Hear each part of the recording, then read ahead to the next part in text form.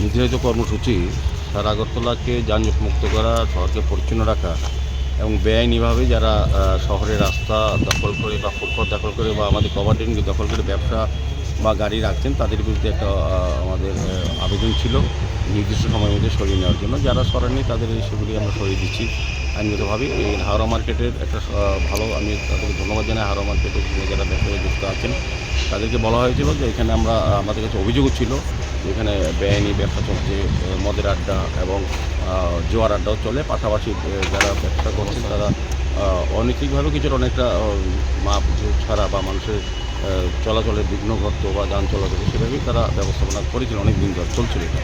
যাই হোক, তাদের সঙ্গে আমরা আলোচনা করেছি। আমাদের কমিশনার সাহেব আছেন, আইএস অফিসার, আমাদের এডিশনাল কমিশনার নীলকান্তি আইএস উনিও আছেন, এবং আমাদের এডিশনাল কমিশনার সহ আমাদের আধিকারিকরা সবাই নিয়ে আমরা আলোচনা করেছিলাম।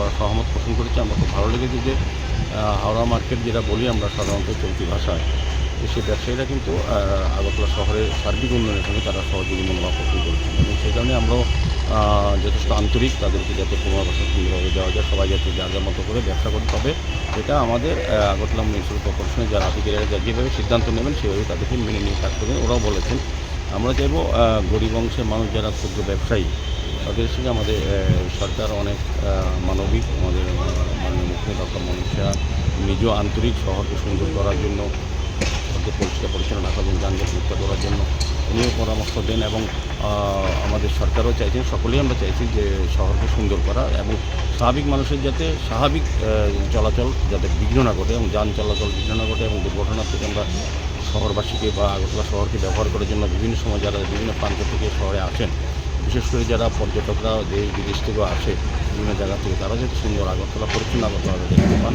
সেটাকে সামনে রেখে স্মার্ট সিটি মিশন, উত্তর দপ্তর, নগর দপ্তর, আগরতলা পৌর নিগম সবাই মিলে আমরা সরকারের সহযোগিতায় আমরা কাজ করছি।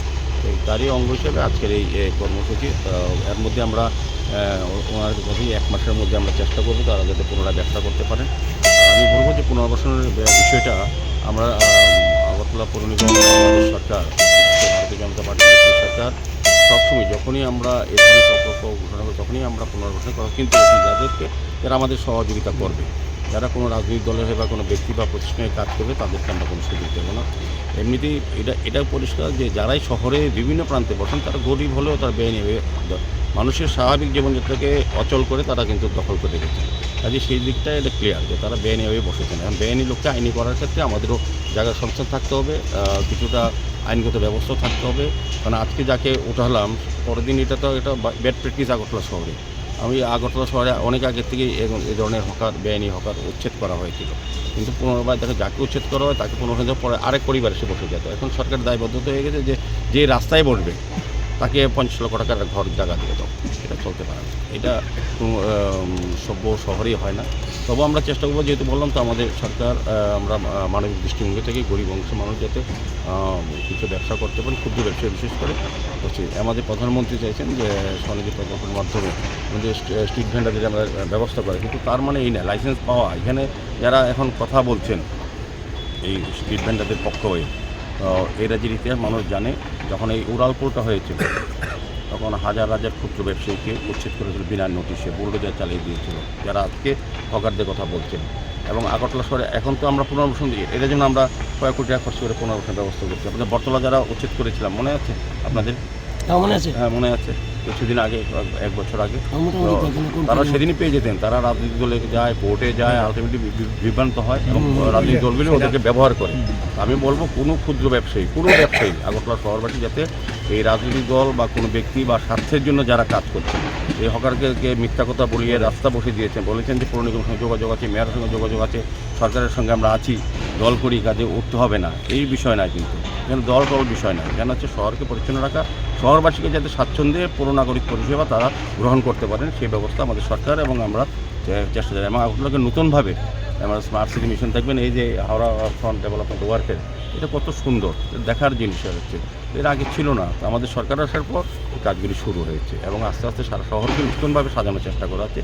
সেই থেকে আগরতলা শহরবাসী সহ যারা ব্যবসায়ীরা আছেন, ক্ষুদ্র হোক বৃহত্তর ব্যবসায়ী হোক, সবাইকে আমরা সহযোগিতা চাইছি। আমরা সুন্দরভাবে আগরতলাকে তৈরি করব এবং ক্ষুদ্র ব্যবসায়ীদের কোথাও আতঙ্ক হওয়ার, কোথাও ছোটাছুটি করার দরকার নেই।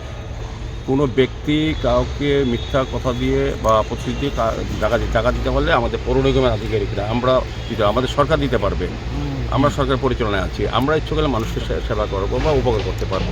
যারা রাজনৈতিক দলের কাছে যাচ্ছে বা আসছেন তারা এমনি বলবেন, বিভ্রান্ত করবেন, ছোটাছুটি করবেন, গরিব মানুষ তারা তো ছোটাছুটি করবেন।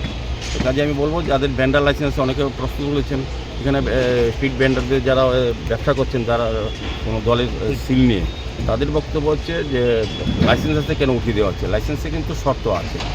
আমরা যেমন যাদের স্ট্রিট ভেন্ডার হিসেবে লাইসেন্সের জায়গা নির্ধারিত থাকে, কোথায় ব্যবসা করবেন, কতটা সময় করবেন, সকাল 11টা ঢুকতে হবে আর রাতে 11টা বেরিয়ে যেতে হবে, এটা মানেন না। তারপর 6/4 ফুট করে ট্রলি থাকতে হবে, 4 চাকা অথবা 3 চাকা সচল থাকতে হবে এবং নির্দিষ্ট যেই লেখা আছে যে ব্যবসার জন্য তিনি ভেন্ডার লাইসেন্স পেয়ার করেছিলেন বা পেয়েছেন সেই ব্যবসা করে কিনা দেখতে হবে, গুণগত মান আছে কিনা তাও দেখতে হবে, সবগুলি দেখে কিন্তু করা হয়। কাজেই আমাদের দেখা যাচ্ছে ভ্যান্ডার লাইসেন্স থাকা সত্ত্বেও নির্দিষ্ট জায়গা নেই, বড় জায়গা করে নিয়েছে, চাকা একদম ফিক্সড করা আছে, চাকা কোনোদিন সচল না, সেগুলো তো উঠিয়ে নেওয়া হবে। আর রাত্রি যত ভ্যান্ডার লাইসেন্স যত বড় সমস্ত স্পেসিফিকেশন থাকলেও রাত্রি 11টার পর কোনো আগরতলা শহরে কোথাও ভ্যান্ডার থাকতে পারবে না, পরের দিন সকালে আঘাত। কাজে রাত্রি 11টা পর্যন্ত নিয়ে যে আমাদের টাস্ক ফোর্সটা, কাজে সেক্ষেত্রে এবং বিশেষ করে আমরা সবচেয়ে বেশি গুরুত্ব দিচ্ছি পাশাপাশি যে কভার ড্রেন আমাদের যে নিকাশি ব্যবস্থার জন্য এত কোটি টাকা খরচ করে শহরবাসীকে জল যন্ত্রণা থেকে মুক্ত করার জন্য সরকারি কমিটমেন্টে যে কাজ করছে আমাদের স্মার্ট সিটি মিশন, নগর দপ্তর, পূর্ত আগরতলা পৌর নিগম, এখন সেগুলি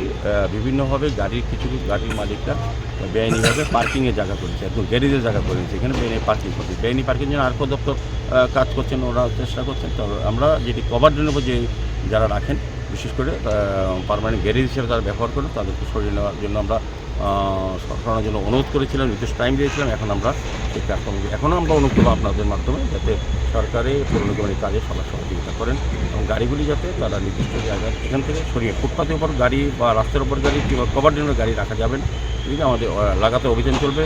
আর আমি বিশেষ করে বলবো যে কেউ ভাববেন না যে পৌর নিগম বা আগের সরকার বা মাঝে মাঝে আমাদের এই ধরনের অভিযান হয় পরবর্তী সময় আবার বসা যাবে, এরকম না, এখন টানা অভিযান চলবে। আমি এটা লক্ষ্য রেখে যাতে সবাই সহযোগী মনোভাব নিয়ে আমাদের সহযোগিতা করে।